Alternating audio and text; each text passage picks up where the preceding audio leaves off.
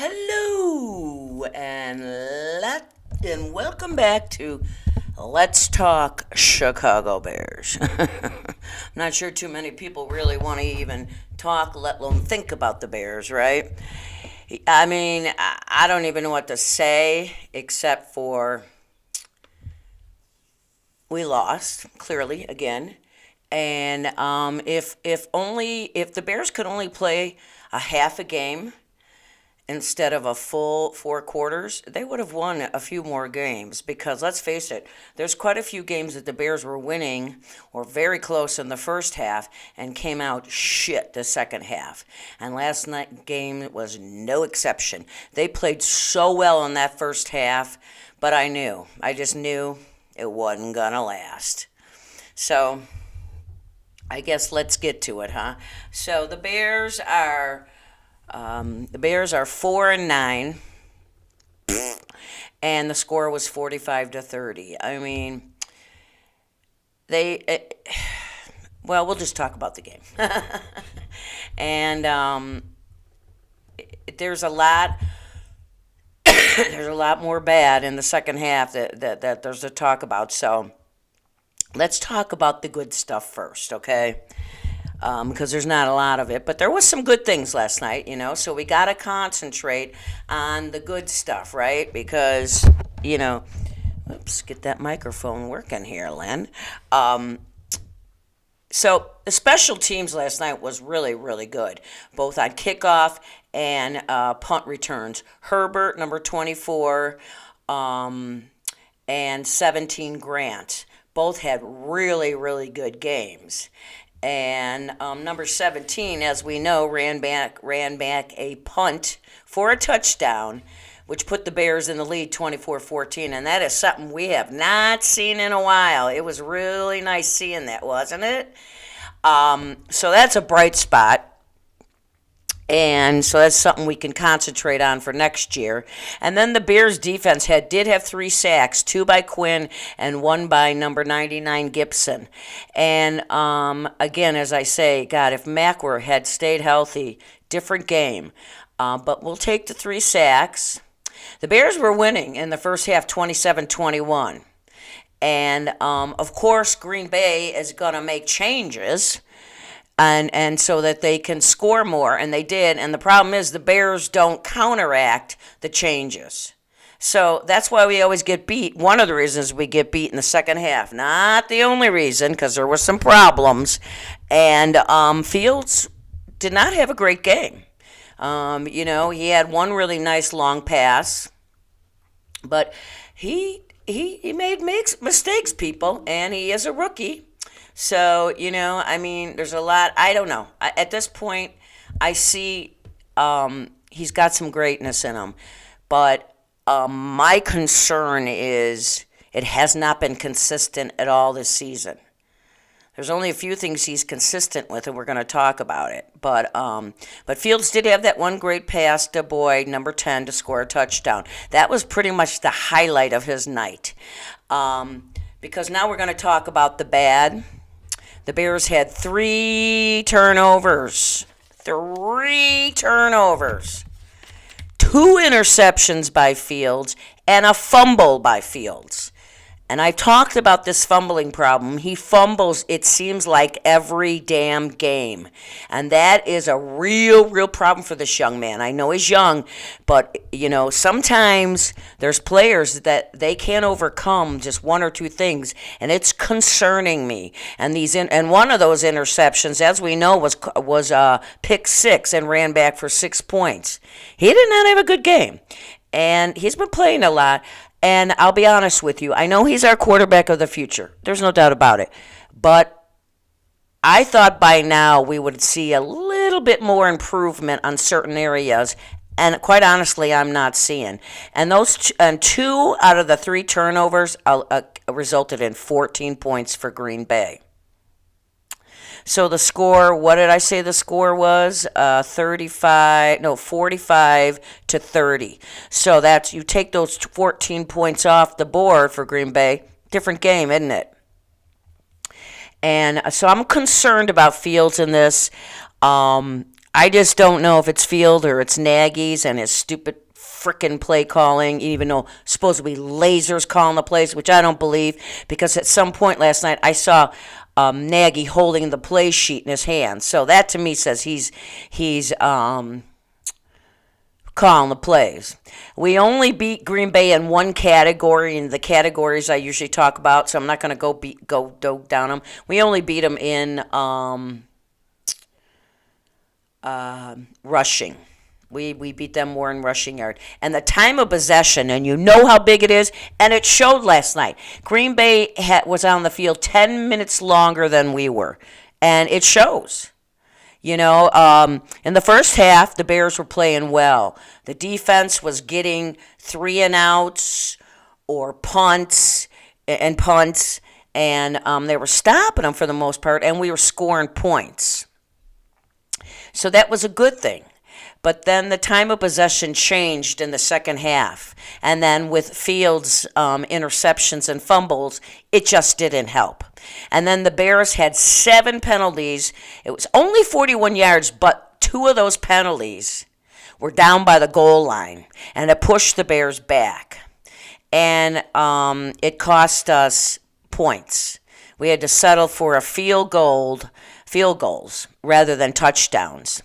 The new rookie was in, Jenkins, because Peterson got hurt, and unfortunately he had 2 really bad penalties, and it really hurt us. Of course, he played a little bit last week, but this is really the most he's ever played, so I'm going to kind of give him a pass on that because he hasn't played much, but penalties, as I've told you, are just deadly, especially to the Bears and any team that's not good enough, and they're not. So that just pissed me off. I mean, penalties I hate. You know that. And in my opinion, too many gimmicky plays. Out of all the gimmicky plays, one seemed to work, but those Wildcat bullshit does not work. Stop it. We're in the NFL. We're not in college, and we're not in Pee Wee. It's called the NFL, Nagy. And I heard a saying back in the day, and I'm sure you all know who John Madden is, and because I'm old, all the games I watched back in the day was John Madden. And I remember him once saying, and it stuck to me. He said, teams that do a lot of gimmicky plays are not a good team, and they know it, so they're trying to do anything to move the ball and score points. And boy, is he right or right. You know what I mean?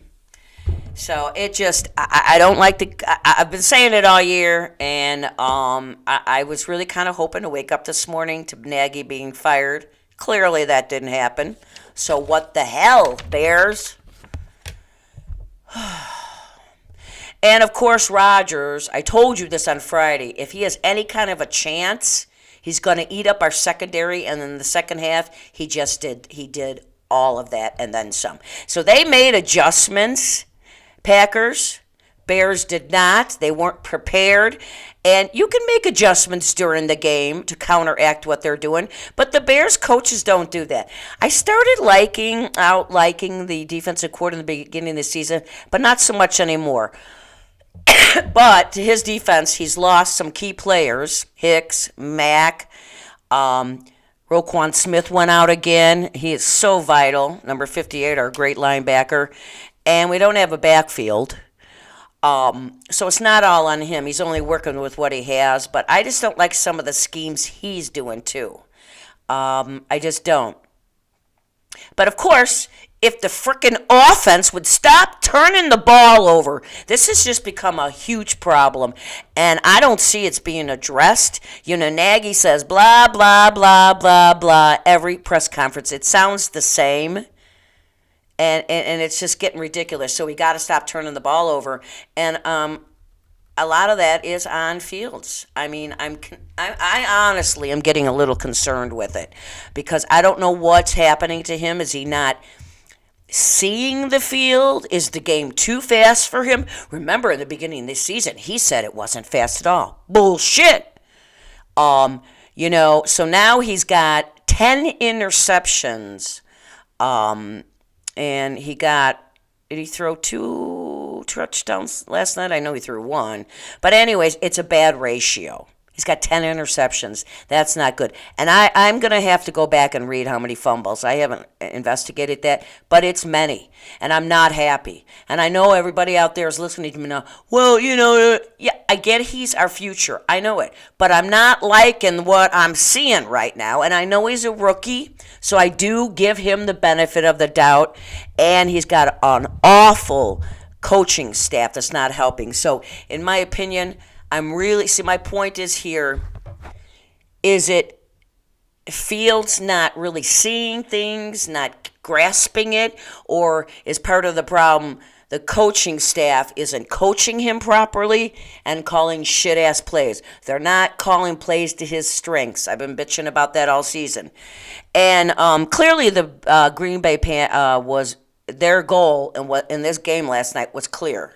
Even a rookie fan could catch it. They were trying to force the Bears to throw the ball. They were stopping the run. We had 137 yards rushing, but it was between Montgomery, Herbert, our two running backs, and Fields. Fields had the more yards than anybody. I think he had 74. So I don't want Fields to be our leading running back, but what they did by forcing the Bears to stop they stopped the run and they forced Fields to throw, and they knew he'd do exactly what he did: fumble and throw 2 interceptions.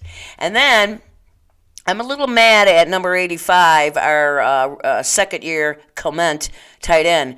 Last week he dropped, wasn't it him? He dropped a pass, easy pass, touchdown. And last night he was in the end zone, and he did another one. For Christ's sake, I could have caught that damn ball. And I'm 63. This is getting ridiculous. You got to fucking help the quarterback. You got to catch the ball. No excuse for that. None. It just can't happen. I thought this guy was going to be excellent. I don't know if it's... He's been on the offensive line a lot, having to block this year, so he's not out there catching as much as he should. So maybe that's part of the problem. He's just not getting the reps, but it's really pissing me off, okay? Really pissing me off. The first half, I have no complaints about the first half. The Bears just played great. And then they come out and look like a fucking different team on the second half. I mean, that is on the coaching staff, period. Because they're not getting these guys prepared for the second half. Nagy was probably in there at halftime dancing around and saying all this bullshit. No. You needed to go in there and go, it's a 0-0 game, and I want you guys to go out there and act like Green Bay's winning, and let's get this done. Let's finally, for our fans, win one damn game against Green Bay. Okay? Enough is enough. And I don't know. I just don't know when the Bears brass is going to make the decision. Are they going to keep him to the end of the year? If they do, which I think if they didn't fire him today, we're stuck with Nagy to the end of the year. And that means more gray hair and more wrinkles for me. And I cannot afford them. Remember, father's face, not fair. I just, you know what? There was no call for how badly they played in the second half. First half, no complaints. Well, maybe a few, but not enough. You know what I mean? We should have won that game. I'm serious. I blame coaching staff from top to bottom on that play. And a couple players, when you're getting stupid-ass penalties and you get a ball thrown to you in the end zone where anybody listening to this show right now could have caught, and you drop it. That can't be allowed. It's not acceptable. And I'm sure Nagy's not saying that kind of shit to them. So, you know what? Play calling was horrible. Second half was horrible. What more can we say? But what was funny was at the towards the end of in the beginning of the game, they showed Virginia McCaskey, God bless her, at every game, and she's 98. But at the end of the game, towards the end of the game, last couple minutes, they showed the Bears box, and George McCaskey was standing up, and he was folding a piece of paper and putting it in an envelope. And I thought to myself, please make that the letter to fire. The letter says, You're effing fired, Nagy. But I don't know. But he put something in an envelope, and I thought it was really interesting. And all the coaches have to go. But I really thought. But I woke up. He hasn't been fired yet. Now, by the time this show airs, who knows? You guys, you know more than me because you're in Illinois. I'm all the way across the country, so news gets out here a little fast. But I don't think I've seen. Let me check my Bears app. Nope. So I haven't seen it. So we're stuck with that asshole until that stupid bald clown man jerk till the end of the year.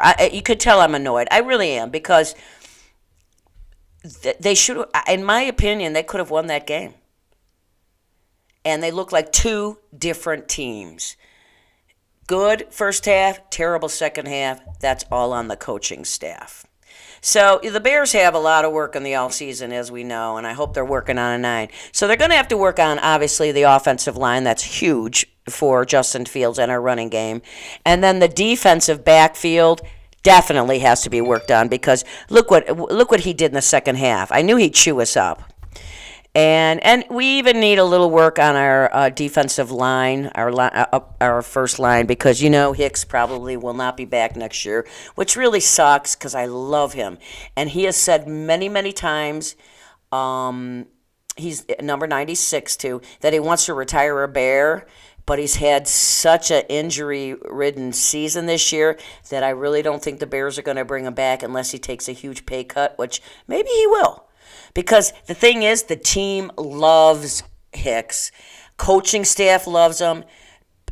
And Hicks loves the Bears and wants to finish there. And you just don't hear too many players say that anymore. So that says a lot to the Bears organization. And when he's in there, it's a different game. The run has stopped, but he's just been hurt so much this year. Injuries have really hurt the Bears. There's just no doubt about it. But so maybe we'll get lucky and they'll bring him back. But I'm saying that's probably just not a good chance. So, so we've got some work to do in the off-season. And then on the offense, besides the offensive line, we need to go out and get some receivers, either draft them or sign them from another team because 12's gone, Robinson, and Mooney was double covered a lot. We got to get some, and some of these guys, they just aren't very good. We need another 2 or 3. We definitely need another for sure to help Mooney. We need another solid second receiver, and then 2 for a couple more after that, or that are good because we need that for Fields next year. And again and again and again and again, I see that. I don't know. Fields shows signs of greatness. We know that. But he still has an awful lot to learn. And I don't think Nagy's the guy to teach him. I haven't seen great improvement. The Bears need a coach that'll coach to Fields and other players' strengths. Only way to develop a young quarterback is to let him be him. Don't throw in plays because you want to be a guru on offense, Nagy. It's not going to work. So, I don't know. It's just really making me mad. So, I said it earlier, if the Bears only had to play 30 minutes and 60 minutes, their record would probably be a lot better. But, that's the thing. It's just like all the coaches, that's the thing. You watch so many other football games. And teams make adjustments at halftime. Sometimes they make adjustments in the first, second, third, and fourth quarter while they're out there. I don't see the Bears doing it, and I actually haven't seen them doing it under this tenure with Nagy. Vic Fangio, when he was there the 1 year with Nagy, he would make adjustments. That's it. I haven't seen anybody else. So I say we wipe them all out. I'm not sure who the Bears should go get. I just don't know but I do know it's got to be somebody that can work with Fields and develop his talent because, in my opinion, again, we have not seen enough growth this year. And, of course, next year will really tell. But I would have liked to see a little bit more. And at this point, I'm not even sure he should be playing Maybe he should just be sitting and watching and put Foles and or that redhead Dalton in there. I would rather see Dalton the Fools, but I just don't want Justin to get hurt badly, and maybe he's just not really seeing it. And maybe he needs to be quizzed on every game that he's not playing. What did you see here? What did you see here? I just don't think they realize, that he still has a lot to learn. So I don't know. I was a little disappointed in him last night, but then I was disappointed in a lot. A lot. Shocked? No. I really didn't think we were going to win the game, but in that first half, boy, if we would have played the same as we did in the first half, we could have won that game. So, I don't know. You know what? At the end of the day, I'm beating a dead horse. Nagy's got to go, and go. Somebody needs to put a frickin' for sale sign on his house, help him pack up, and get out of town. I'm done. Now, next week we got the Vikings, and then Seattle, New York, and then the Vikings. Now, we could essentially lose all of them. We may win the New York game, but the Vikings are fighting for playoffs, so they're going to come to play. And at this point, it just doesn't matter. So that's why I say maybe Fields should just be sitting out and learning. But I know a lot of people don't agree, but that's my thought. I wish I had better news. I would have loved nothing more to be able to sing the victory song or they fired Nagy song. I was getting ready to do that. When I saw him putting that piece of paper in an envelope, I'm like, he folded it up with an envelope. What is he doing? What is that? I was really hoping it was a letter to Pace to say, fucking fire him. So, I don't know. But all I know is next year we better damn well beat the Packers twice. And we better keep on doing it because it's embarrassing. And those TV announcers last night sucked. Chris Collinsworth, all his shit. And then Mike, whatever his name is, the other guy, and then they started talking about how the last time we played, Rodgers pissed the Bears fans up and the Bears off by saying he owns us. So they talked about that, if you caught that, a lot in the second half, and they were saying, well, he kind of does. Shut up! See, good quarterbacks with integrity and class don't say stuff like that. Never heard Brady say shit like that. Never heard Ben say shit like that. You never even heard, I can't even think the other quarterback that, Brett Favre. Never heard him say it because they had more class than Rodgers. Rodgers has zero class. He only cares about himself. Yeah, we obviously know you own us, but you don't have to rub it into the face of the fans and say it. You just don't. That was wrong. And I wish the Bears could have kept it up and showed him a loss last night, but we didn't. So that's what really sucks. And then those TV announcers, they were awful. Awful. I can't stand Chris Collinsworth. I hate when Bears play on Sunday night. I really do because I have to listen to him. All right, I'm done bitching. You know how I feel. I pretty much broke it down. I think there's no more to say. This year has been rough, and it's not going to get any better. So much for that Christmas gift, Santa. Football gods. See, when I pray to God for us to win, I don't pray to God. I pray to the football gods, which are different. Because God's too busy. The football gods, they're not so busy. Hey, look, I laughed. Okay. I love you guys. It sucks. We're all in this together, but we got to stay together around the Bears fans because if you've been a fan as long as I do, since 1975, that's a long-ass time. And I'm sure I've seen more losses than wins. I just don't care to add them up because it'll just make me depressed and angrier. So we have to stick together and hope that the Bears clean house. If they keep Nagy, I don't know what I'm going to do, but I really doubt that's going to happen. I mean, he's just awful. I think they should fire him now and put like the special teams coach in charge and just see if something changes with the team. We're not going to go on some winning spree, I know that. But what if you see like they get rid of Nagy and then you can see the guys changing a little bit. And maybe, Laser can call his plays without Nagy giving him. Now, everybody thinks Laser's is calling the plays. He's not.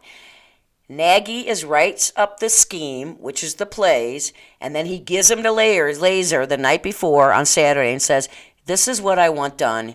Now you're in charge of doing it when you want to. So he's still calling the plays. So it would be kind of cool to see him get fired now. And then just see if there anything changes with the team, which would help moving into the next year. That's why I would fire him. But I don't think the Bears have their wherewithal to do it. Because they just don't. I don't even know what to say. So, all right. Again, I love you guys for watching me. We're going to stick together. We got to get this thing turned around in 2022. It sounds like it's 2022. Sounds like a good year, doesn't it? So the Bears are going to be back. So we do have to stick together. I appreciate you watching. I notice my viewership has gone down. I get the regulars all the time, but partly is people are back to work because of COVID, but I think people don't even want to talk about the Bears. They don't want to hear about them, and they don't want to talk about them. So they're not listening to shows this year because all we're doing is bitching. I try to point out the obvious, too, so I try not to bitch all the time. Although I've probably said 1,000 times, fire Nagy. I have no doubt I've said that 1,000 times. And my daughter-in-law pointed out, you guys, you've been saying it for years. I said, I started saying it in 2019 to fire Nagy when I saw that he fucked Mitchell up. My son started saying it last year with me. But on 2019, I was new. This is not our guy. Not bad, but they don't listen to me. What do I know? Anyways, thanks for watching. Let's stick together. Smile at somebody. It's the holiday season. Make somebody's day. Help them out. Because we never know what's going on in somebody's life. Remember that. And let's just love one another, okay? Except we can't love Green Bay. All right. Love you guys. I will see you Friday talking about the Vikings game. And maybe we'll get a surprise announcement this week that Nagy won't be coaching that game. All right. See you Friday. And as always, keep on rocking and rolling from Vegas, baby. Bye-bye.